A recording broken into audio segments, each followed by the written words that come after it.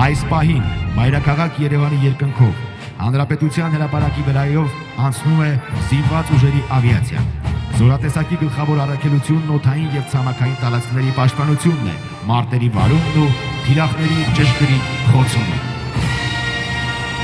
Օդում բազմաֆունկցիոնալ Mi-17V5 ուղղաթիռներն են։ Բազայի հրամանատար առաջին կարգի մարտական օդաչու, մարտական խաչ առաջին աստիճանի իշխանանշանակիչ գնդապետ Տիգրան Աշոտյանի ղեկավարությամբ։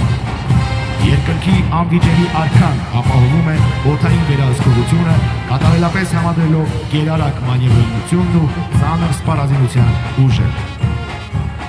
Ուղղաթիռները նախատեսված են զորքերի եւ բեռների տեղափոխման, ցամաքային զորքերի կրակային աջակցության, որոնողափրկարարական աշխատանքների համար։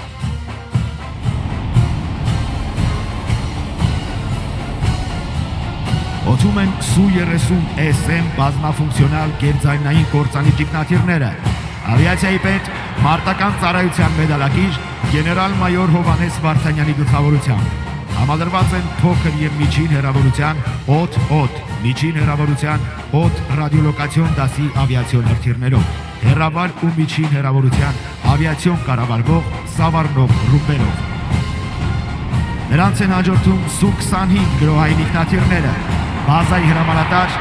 առաջին կարգի մարտական օդաչու, մարտական խաչ երկրորդ աստիճանի իշխանանշանի ասպետ գնդապետ Սամվել Թավադյանի ղեկավարությամբ։ Ինքնաթիռները նախատեսված են հիմնականում ցերեկային պայմաններում ցամաքային զորքերին մարտի դաշտում անմիջական կրակային աջակցության համար։